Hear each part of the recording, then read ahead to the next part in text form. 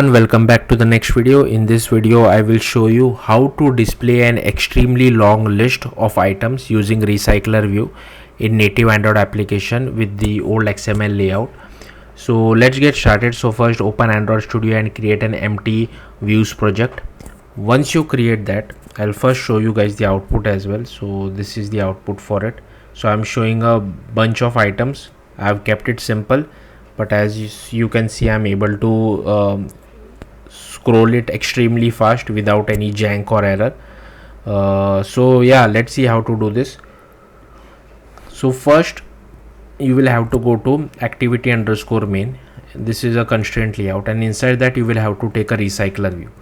So I am assigning the width and height as 0 dp so that it can occupy the entire width and height, and I am also setting the constraints at start of recycler view to start of parent, end of recycler view to end of parent, top and bottom also to parent. And then you will have to also apply a layout manager, how you want your recycler view to be. So I want it linear, like one below the other, not in a grid format. So that's why I have kept it like this, and I have also assigned one ID to it. Next, you also need to create another XML layout inside this layout folder. You can name it whatever you like. Better to follow my naming convention so that you aren't confused.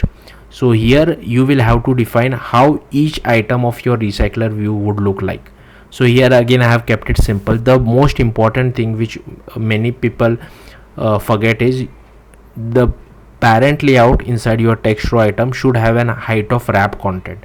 If you make it match parent, then you might, and when you run the output, you might be confused like why I'm able to see only one element, the first element, and where are the other elements. But if you scroll down, you might be seeing the other elements as well. The reason is that if you keep it match parent, it will occupy the entire height of your device.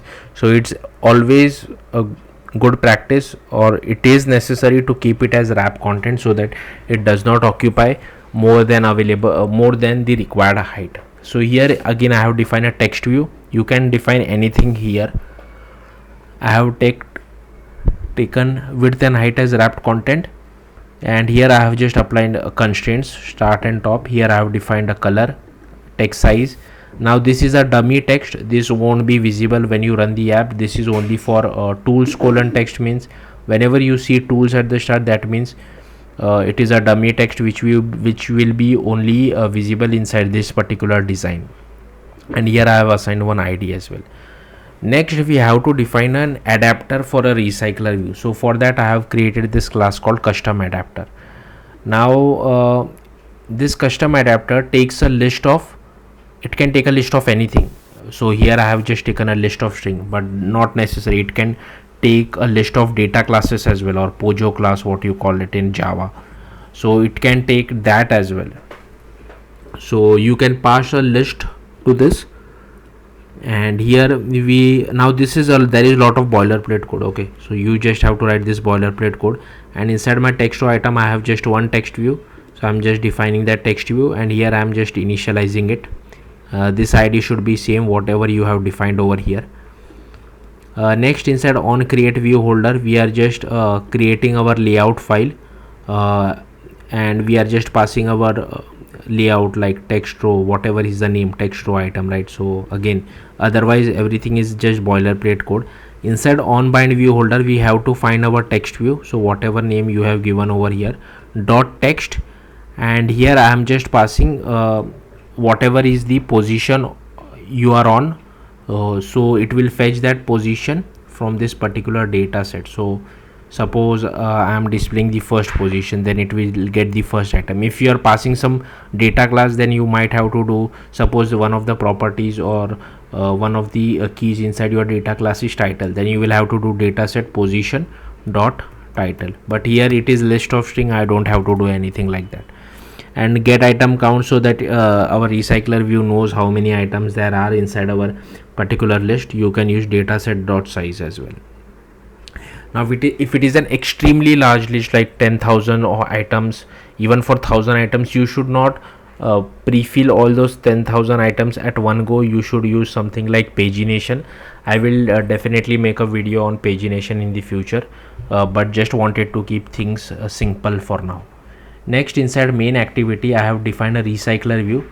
Okay, I have also defined one list which we need to send to our custom adapter, and as you can see over here, I'm just pre-filling our list with some numbers like from 1 to 1000. Okay, but yeah, you can apply your logic whatever you feel like. Maybe you are getting that data from an API, so you can call your API over here. Then we are just initializing our recycler view. We are creating a custom adapter, and then we just assign that custom adapter to our recycler view using RecyclerView.adapter. Now there are two more cases which I want to tell you. Suppose you have completed now displayed your recycler items inside your recycler view. Later on you are doing some API call or clicking on a button, and that gives you some more data.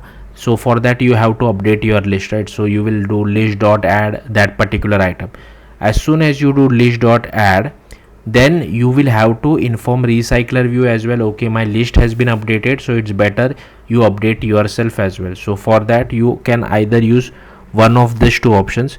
Now this option notify.dataset change, you should use sparingly. You should not use it every time, because notify dataset change, what it does is it rebuilds your recycler view from scratch. So suppose if your list changes completely, like if you're not adding a single or 2-3 items, if you're completely changing your list, like clearing your list and appending new items, throwing away the old items, then you might use adapter.notify dataset change.